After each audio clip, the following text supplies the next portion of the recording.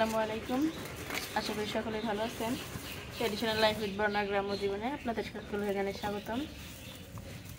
আজ আমি আপনাদের সাথে শেয়ার করব নতুন একটি ভিডিও। আমাদের পরিবারের জীবনের একটি দিন, সেটা হচ্ছে 14ই ফেব্রুয়ারি।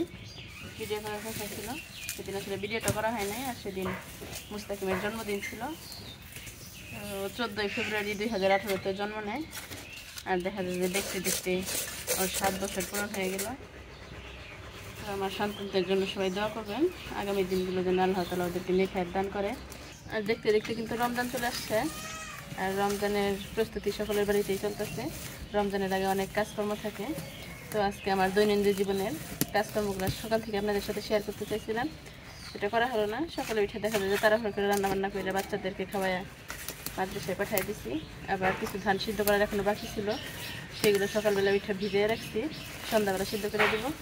আর এখন যেটা করতেছি সেটা যে মাসকালের ডাউল বলে, এই মাসকালাইগুলো আমি ভাইজা নিতেছি, সেটা এখন আমি ডাউল করে নিব। আর এই মাসকালের ডাউলটা আমাদের পুরো রমজান জুড়েই লাগে, প্রতিদিনই মাসকালের ডাউল রান্না করতে হয়। আর এই রমজান উপলক্ষে কী রেসিপি বা কোন ধরনের ভিডিও দেখতে চান তা কিন্তু অবশ্যই কমেন্ট করে জানাবেন। আমরা চেষ্টা করব সেভাবে ভিডিও করার জন্য।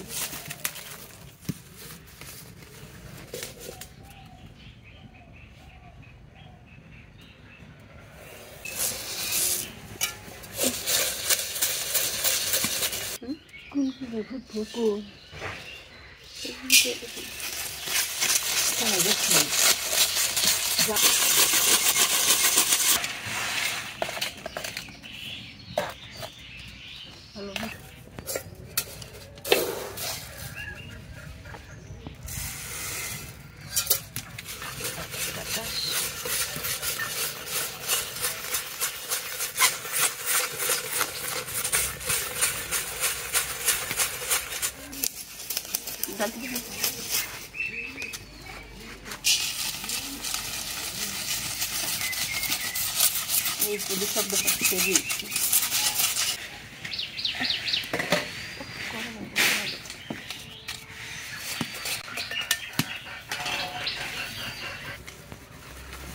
এখন 12টা বাজে গেছে, আর দেখা যায় 12:30টার সময় বাচ্চাদের টিফিন দিয়ে দিবে।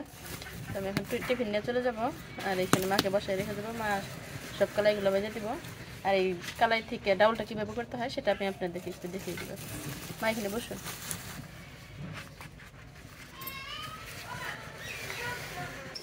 মাসকালাইটা ভাইজা ছালার উপরে ছড়াই দিচ্ছি ঠান্ডা হওয়ার জন্য। কালাইটা আমি শিল দিয়ে এই ছালার ভিতরে ডইলে ডাউল করে নেব।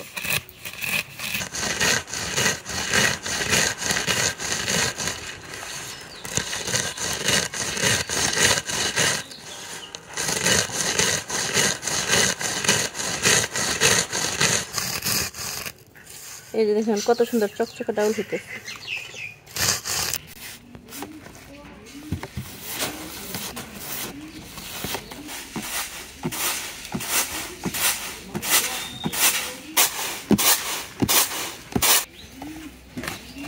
দেখেন ডাউলটা কত সুন্দর হয়েছে।